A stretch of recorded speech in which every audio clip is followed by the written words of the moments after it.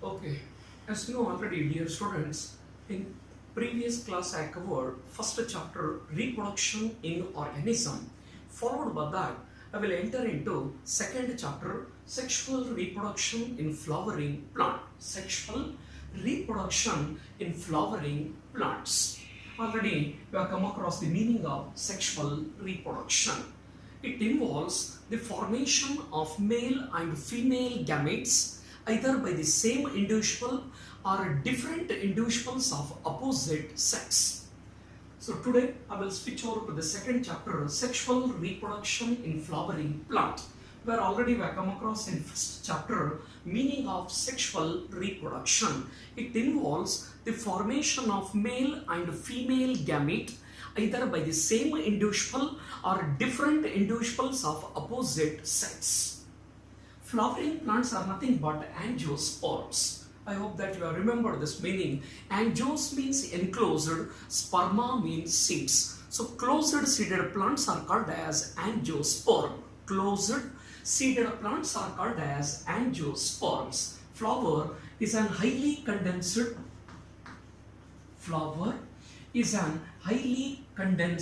modified shoot. Flower is an highly condensed modified shoot specialized for sexual reproduction. Flower is an highly condensed modified shoot specialized for sexual reproduction. Back to first year, I am expecting that you have remembered the word shoot. A typical angiosperm is composed of two parts, root and shoot. Root is the underground part of the plant body, whereas shoot is the aerial part of the plant body. Shoot is the aerial part of the plant body. Look over once again. Flower is an highly condensed modified shoot specialized for sexual reproduction. Flower is an highly condensed modified shoot specialized for sexual reproduction. Flower is an object of aesthetic. Flower are objects of aesthetic, ornamental,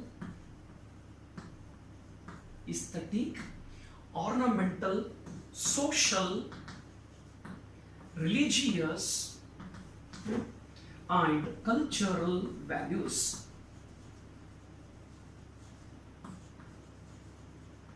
Flowers are the objects of aesthetic, ornamental, social, religious and cultural value. Even they are the symbols of expressing important feelings of human beings like love, affection and sorrow, or you can call it as a grief. Sorrow, or you can call it as a grief.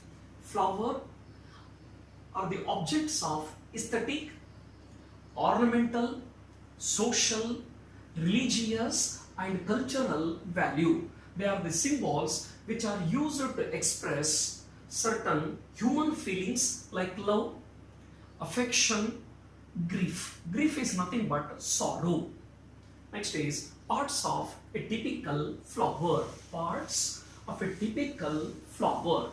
A typical flower is composed of four parts. A typical flower is composed of four floral orals: calyx, corolla, androecium and gynoecium. A typical flower is composed of four parts, namely calyx, corolla, androecium and gynoecium. Members of the calyx are called as sepals. Members of the corolla are called as petals. Members of the androecium are called as stamens. Members of the gynoecium are called as carpels. Look over here. A typical flower. Typical means it will exhibit all the characters. Typical means it will exhibit all the characters. A typical flower is composed of 4 floral orals, or you can call it as a 4 floral parts, such as calyx, corolla, androecium and gynoecium. Members of the calyx are called as sepals. Members of the corolla are called as petals. Members of the androecium are called as stamens, and members of the gynoecium are called as carpels. Out of 4 lower 2 floral orals, are called as non-essential floral orals. Non-essential floral orals, or you can call it as a accessory orals, because they are not directly involved in sexual reproduction.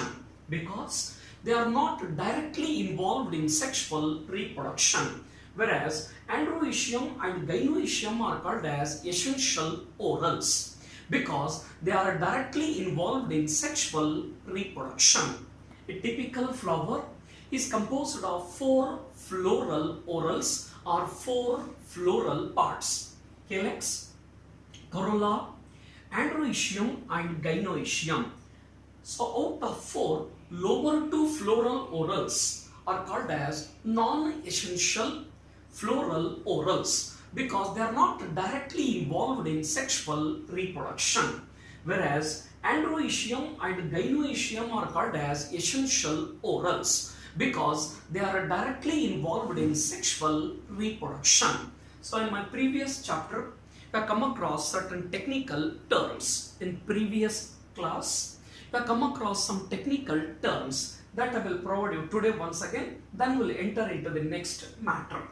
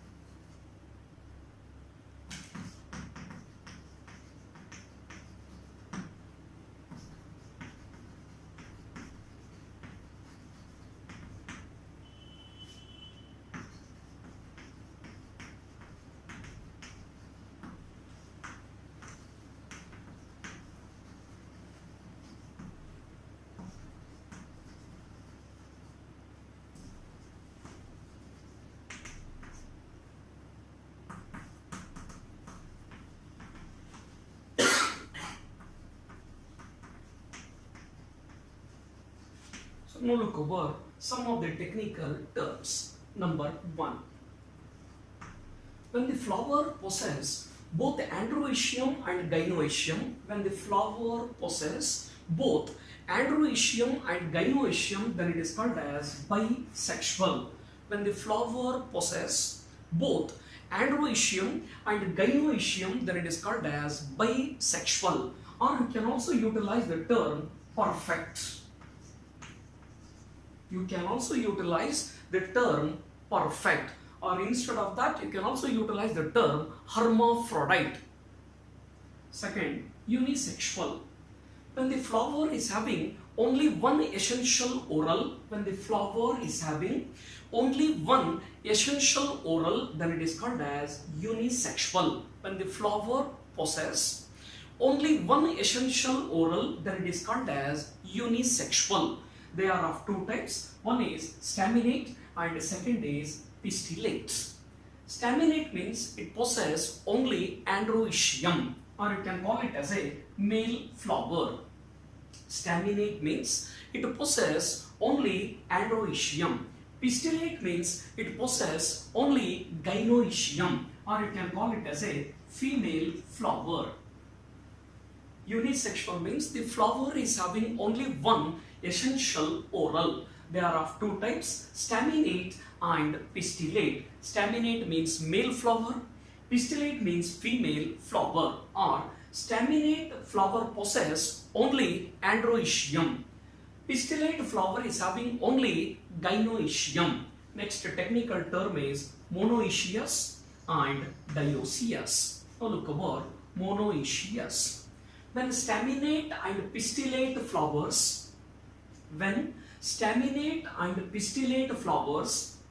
are present on the same plant, then it is called as monoecious. When staminate and pistillate flowers are present on the same plant, then it is called as monoecious. So last chapter we have come across two beautiful examples. One is coconut, second is cucurbita. Coconut and cucurbita. Second is dioecious. Dioecious. When staminate and pistillate flowers are present in different plants, when staminate and pistillate flowers are present in different plants of the same species.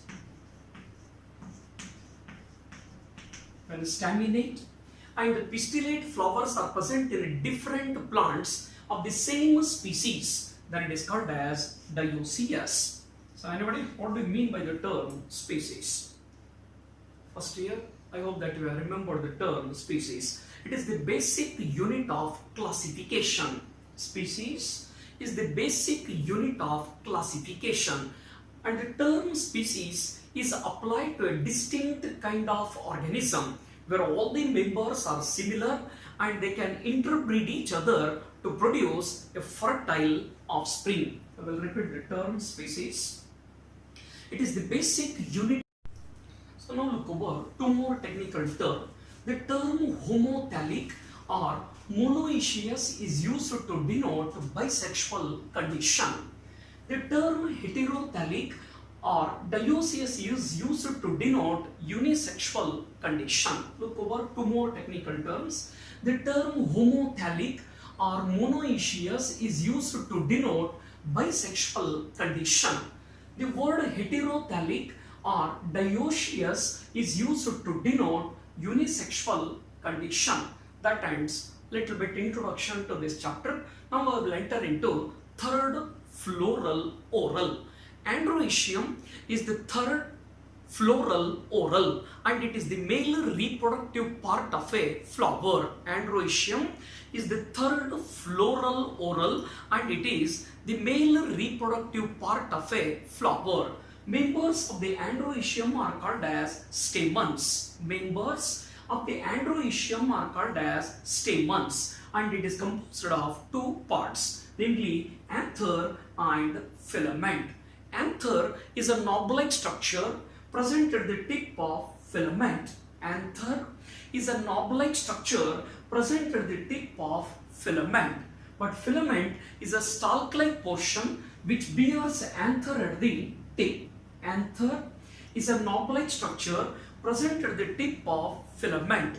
Filament is a stalk-like portion which bears anther at the tip. Dithecous anther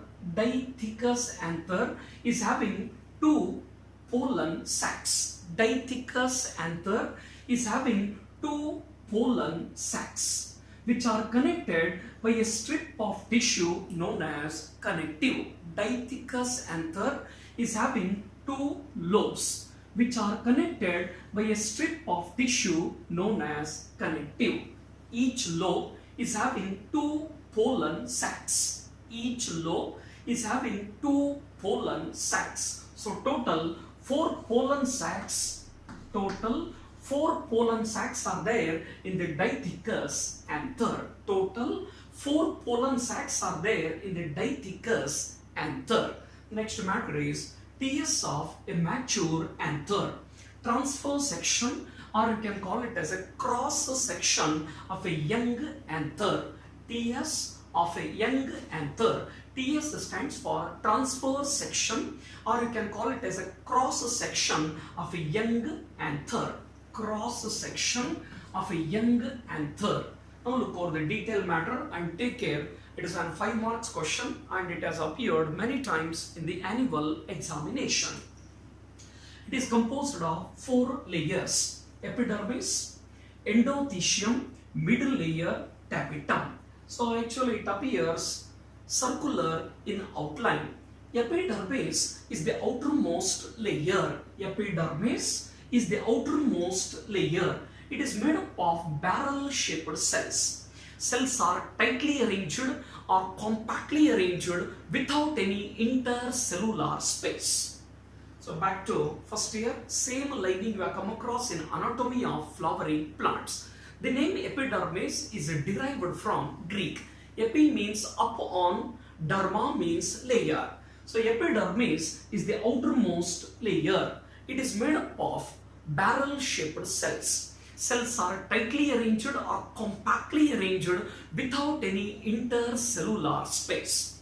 Main function of the epidermis is to provide protection to the inner tissues. Main function of the epidermis is to provide protection. Instead of this detailed explanation, you can write even in the single line also. Epidermis is the covering layer. It gives protection. Epidermis is the covering layer. It gives protection. Just below the epidermis, you will get endothecium. Just below the epidermis, you will get endothecium. It is made up of single layer of radially elongated cells. Just below the epidermis, endothecium is present. It is made up of single layer of radially elongated cells. But endothecium cell is having fibrous thickening. It is having fibrous thickening. That is nothing but deposition of cellulose and little pectin and lignin. Just below the epidermis, endothecium is present. It is made up of single layer of radially elongated cells. Endothelial cell is having fibrous thickening. That is nothing but deposition of cellulose and little pectin and lignin. Please remember, this layer will play a significant role in the splitting of the anther to release the pollen grains, or it helps in the dehiscence of the anther to release the pollen grains. Endothecium helps to release the pollen grains. Just below the endothecium, middle layer is present. Just below the endothecium, middle layer is present. It is made up of 3 to 4 layers of thin-walled cells. Just inner to endothecium, you will get middle layer. It is made up of 3 to 4 layers of thin-walled cells.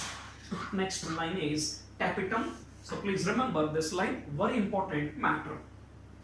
Tapetum is the innermost layer of microsporangium. Tapetum is the innermost layer of the wall of microsporangium. Tapetum is composed of dense cytoplasm with one or more nuclei.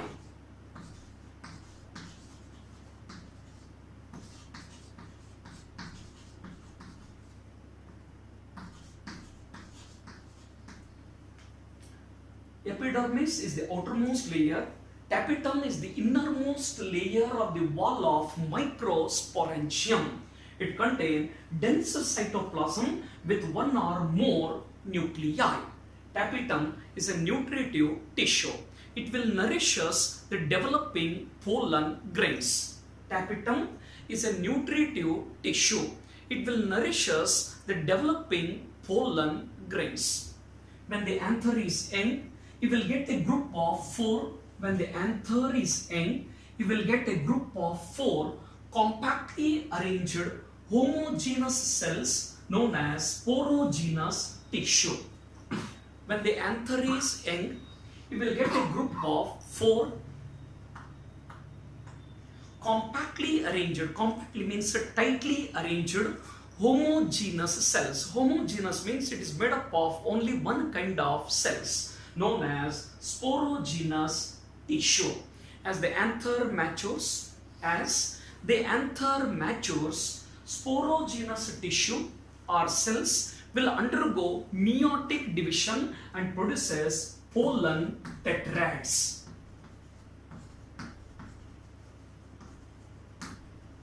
when the anther is young, you will get a group of 4 compactly arranged homogeneous cells known as sporogenous tissue.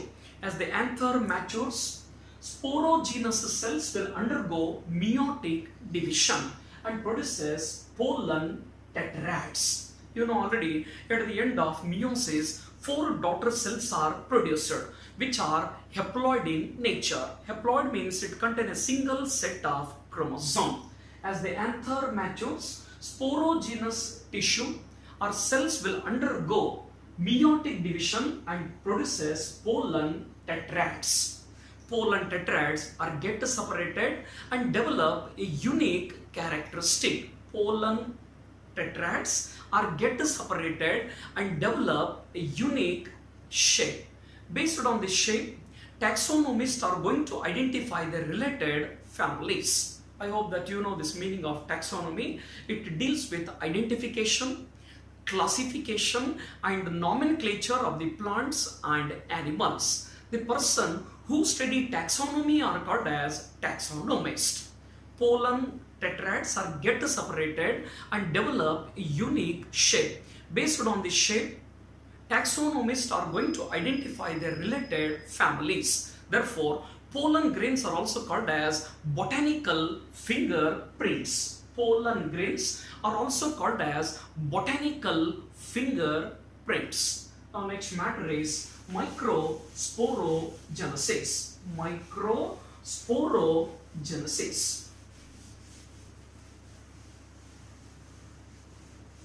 Prior to that, please remember this line. Epidermis is the first layer which gives protection. Tapetum is the innermost layer. It nourishes the developing pollen grains. It nourishes the developing pollen grain. This is an transverse section which looks circular in outline, out of which 25% are expanded adjacent side. This is an expanded portion. Next matter is pollen grain.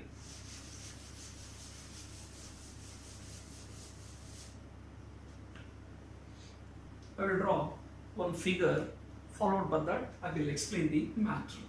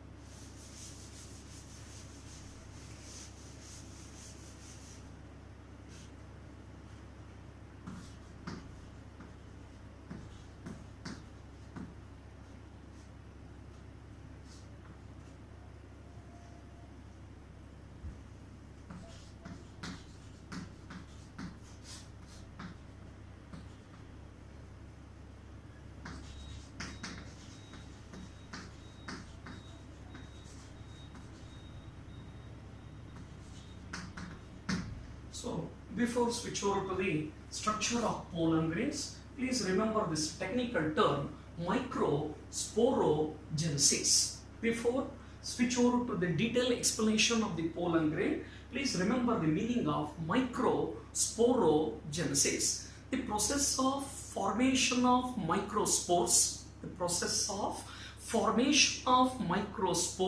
from pollen mother cell.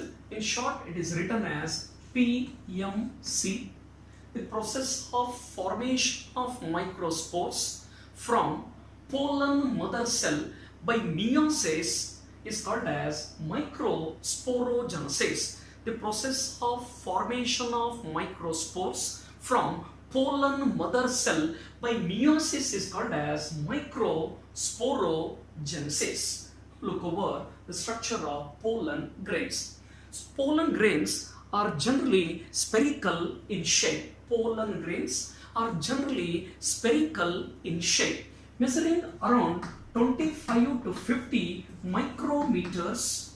Pollen grains are spherical and measuring around 25 to 50 micrometers in diameter. Pollen grains are spherical in shape, measuring around 25 to 50 micrometers in diameter. 25 to 50 micrometers. It is covered by an wall made up of two layers, or it is covered by an capsule which is made up of two layers. Outer is called as exine and the inner is called as intine. It is covered by an envelope which is made up of two layers. Outer is called as exine and the inner is called as intine. Now first look over exine, then I will discuss intine. Exine is tough. Exine is tough, cutinized. Exine is tough, cutinized. Cutinized means cutin is deposited. Tough, cutinized, and often means sometimes it is provided with a spinous outgrowth. Exine is a tough, cutinized, and often provided with a spinous outgrowth. Now question arises in your mind, what is the use of this spinous outgrowth? Spinous outgrowth will perform two important functions. Number one, it will protect the pollen grains from the herbivorous animals or grazing animals or browsing animals. It will protect the pollen grains from the herbivorous animals or grazing animals or browsing animals. Second, it helps in the dispersal of pollen grains. It helps in the dispersal of pollen grains. I will repeat the matter. Pollen grain is covered by an envelope which is made up of two layers, namely exine and intine. Exine is tough, cutinized, and often provided with a spinous outgrowth. Spinous outgrowth will perform two important functions. It will protect the pollen grain from the herbivorous animals or grazing animals or browsing animals. You know the meaning of herbivorous. The animal which feed only on the plants are called as herbivorous. Second, it helps in the dispersal of pollen grains. Spinous outgrowth helps in the dispersal of pollen grains. So next important matter related to exine. It is composed of sporopollen. Exine is made up of sporopollen, one of the most resistant organic material. It can withstand high temperature. It can withstand high temperature, strong acids and alkali. Exine is composed of sporopollen, one of the most resistant organic material. It can withstand high temperature, strong acids and alkalis. Due to presence of sporopollen, pollen grains can be best preserved as an fossils. due to presence of sporopollenin, pollen grains can be best conserved or preserved as an fossils. Now question arises, what is this fossil? Fossils are the preserved remains of plants and animals that once existed. Fossils are the preserved remains of plants and animals that once existed. So sporopollenin is one of the most resistant organic material. It can withstand high temperature, strong acids and alkalis. Due to presence of sporopollenin, pollen grains can be best preserved as an fossils. And even another interesting point, enzymes cannot degrade sporopollenin. Enzymes cannot degrade sporopollenin. So next matter is with respect to one more important point. Enzyme here and there you will get certain thin places where sporopollenin is not deposited, known as germ pores. In enzyme you will get certain thin places where sporopollenin is absent. Such places are called as germ pores. So please remember function of the germ pore. After pollination, when the pollen grains will reach the stigma, it will germinate and produces a small tube-like structure known as pollen tube. After pollination, when the pollen grains will reach the stigma, it will germinate and produces a small tube-like structure known as pollen tube. This pollen tube will come out through the weak spots present on the enzyme known as germ pores. After pollination, when the pollen grains will reach the stigma, in time germinate and produces a small tube-like structure known as pollen tube. This pollen tube will come out through the weak spots present on the enzyme known as germ pore. So anybody tell me how many germ pores are there in this picture? So total 3 are there. So remember, for NEET examination, only one germ pore is there in case of monocot. 1 to 3 is noticed in case of dicots. Only one germ pore is present in case of monocot. 1 to 3 germ pores are noticed in case of dicots. For NEET purpose, please remember this line. Only one germ pore is there in case of monocot. 1 to 3 are there in case of dicot. Just below the enzyme, intine is present. Just below the enzyme, intine is present. It is thin, delicate and made up of only cellulose. Just below the enzyme, intine is present. It is thin, delicate and made up of only cellulose.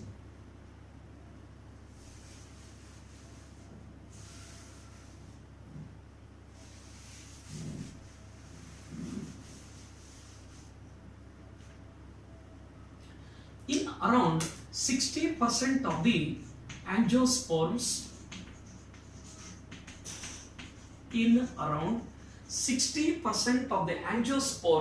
pollen grains are released to the environment at two-celled stage. In around 60% of the angiosperm, pollen grains are released to the environment at a two-celled stage. Larger is called as vegetative cell and smaller is called as generative cell. In around 60% of the angiosperms, pollen grains are released to the environment at a two-celled stage. Larger is called as vegetative cell and smaller is called as vegetative cell, whereas smaller is called as generative cell. So vegetative cell contain abundant food reserves. It contains abundant food reserve with an irregular shaped nucleus. So look over here. In around 60% of the angiosperms, pollen grains are released to the environment at a two-celled stage. Larger is called as vegetative cell and the smaller is called as generative cell. Vegetative cell contain abundant food reserves It contains abundant food resource with an irregular shaped nucleus. Whereas generative cells contain dense cytoplasm with an nucleus. It contains dense cytoplasm with an nucleus. So it is spindle shaped. For neat purpose, please remember the shape of the generative cell. They are spindle shaped, but they are floating in the cytoplasm of the vegetative cell. Generative cells are comparatively small in size. They are floating in the vegetative cell. They contain dense cytoplasm with an nucleus. It contains dense cytoplasm with an nucleus. Pollen grains causes allergies. Pollen grains causes allergies.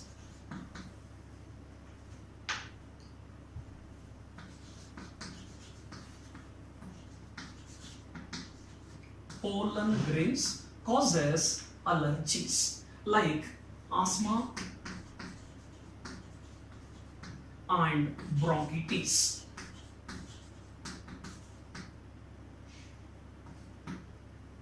Pollen grains causes allergies.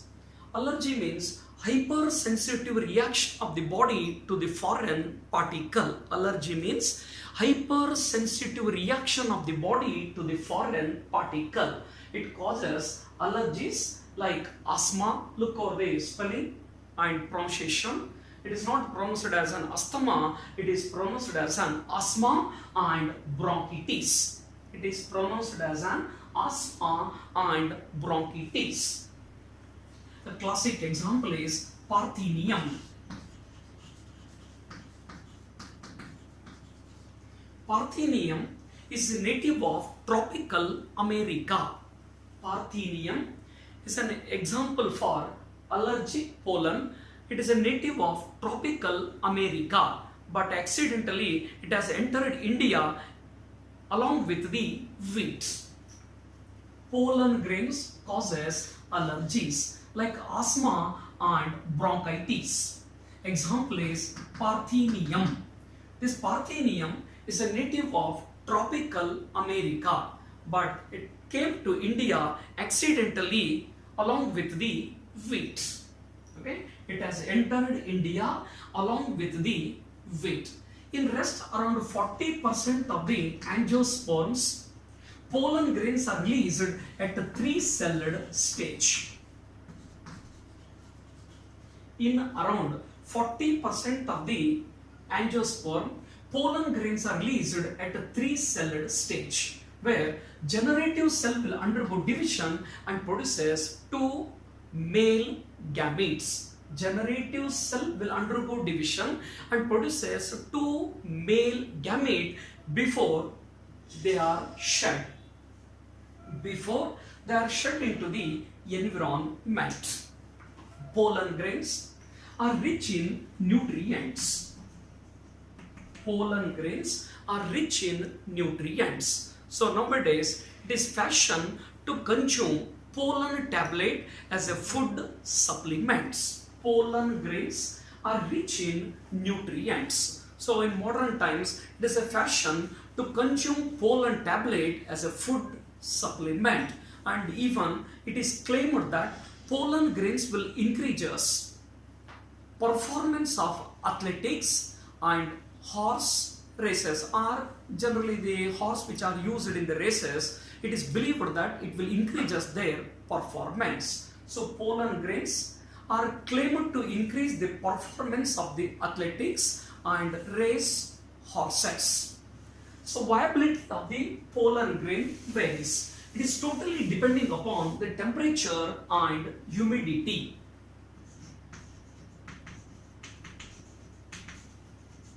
Viability of the pollen grains is depending upon the temperature, or it is controlled by temperature and humidity. Viability of the pollen grain is controlled by temperature and humidity in certain cereals like wheat, and rice. In certain cereals like wheat and rice, it will loses viability within 30 minutes after their release from the plant body. It loses viability within 30 minutes. But in certain families like Solanaceae, Rosaceae and Leguminosae, they will maintain the viability even up to months. In certain families like Solanaceae, Leguminosae, or you can call it as a Fabaceae, and Rosaceae, they will maintain viability even up to months.